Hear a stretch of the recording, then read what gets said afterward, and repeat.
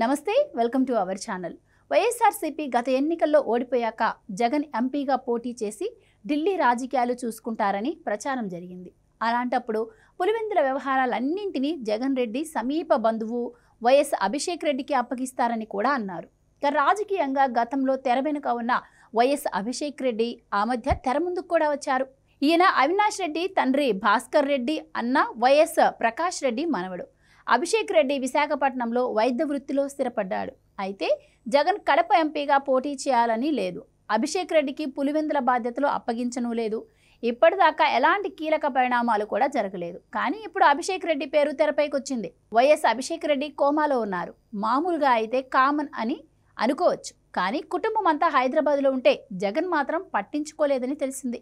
జగన్ ఆయన సతీమణి భారతి మాత్రం అభిషేక్ రెడ్డిని పరామర్శించడానికి లేదా కనీసం ఆయన తల్లిదండ్రులకు ధైర్యం చెప్పడానికి పరామర్శించడానికి కూడా వెళ్ళలేదని తెలిసింది.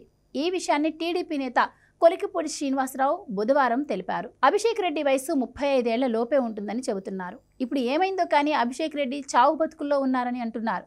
ఆయన స్వయంగా డాక్టర్ అయినా కూడా ఆయనకు ఉన్న అనారోగ్యం గురించి బయటకు తెలియటం లేదు. అయితే ఆయన కోమాలో ఉన్నారని అంటున్నారు. జగన్ కోసం పనిచేసిన కుటుంబ సభ్యుడిని ఇలా జగన్ పట్టించుకోవటం లేదని, కానీ ఓ నేరస్తుని పరామర్శించడానికి మాత్రం జైలుకు వెళ్లారని టీడీపీ నేతలు విమర్శిస్తున్నారు. తిరువూరు ఎమ్మెల్యే కొలికిపూడి శ్రీనివాసరావు జగన్ను ఉద్దేశించి మాట్లాడుతూ, మీ కుట్రలు నేరాలను అమలు చేసే నందిగం సురేష్ను పరామర్శించడానికే బయటకు వస్తారా అంటూ ప్రశ్నించారు. మరి అభిషేక్ రెడ్డిని పరామర్శించడానికి ఎందుకు వెళ్ళలేదు అని నిలదీశారు.